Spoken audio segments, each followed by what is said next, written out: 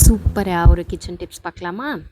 Generally பார்த்தீங்கன்னா, சிங்கப்பூர்ல வந்து தேங்காய் வந்து நம்ம ஊர் தேங்காய் வாங்குறது ஒரு பெரிய சேலஞ்சிங்கா இருக்குங்க. ஸோ தமிழ் கடையில மட்டும் தான் கிடைக்கும். ஸோ லிட்டில் இண்டியா, ஃபெரபாக் இந்த மாரி போறப்ப வாங்கிட்டு வந்து ஸ்டாக் பண்ணி வச்சுப்போம். ஸோ நான் என்ன பண்ணுவேன் அப்டின்னா, எப்போ போனாலும் 2 தேங்காய் வாங்குவேன். ஒரு தேங்காய் வந்து இந்த மாதிரி சில்லு சில்லா கட் பண்ணி, இந்த ஃப்ரீசர் சேஃப் பாக்ஸ்ல வந்து போட்டு ஃப்ரீஸ் பண்ணிடுவேங்க. ஸோ இந்த மாதிரி பீசஸா இருக்கிற தேங்காய் வந்து சட்னிக்கு, அப்புறம் நெறைய கிரைண்ட் பண்ணி யூஸ் பண்ணுறதுக்கெல்லாம் யூஸ் பண்ணிப்பேங்க. அதே மாதிரி புட்டு இல்ல பொரியலுக்கெல்லாம் நம்ம வேணும் அப்படின்னா, அதுக்கு வந்து இந்த மாதிரி கிரேட்டட் கோகோனட் எடுத்துப்பேன். ஸோ ஒரு கோகோனட் எடுத்து இந்த மாதிரி கிரேட் பண்ணிப்பேங்க. இது வந்து அந்த வேக்யூம் கிரேட்டர். கொஞ்சம் டைம் கன்சியூமிங் தான். பட் என்னன்னா, இத நல்லா கிரேட் பண்ணிட்டு ஒரு ஃப்ரீசர் சேஃப் பாக்ஸோ இல்ல ஜிப்லாக் கவர்லயோ நீங்க போட்டு ஃப்ரீஸ் பண்ணிட்டீங்க அப்படின்னா, 3 to 4 மந்த்ஸ் வரைக்குமே நல்லா ஃப்ரெஷ்ஷா சூப்பரா இருக்குங்க.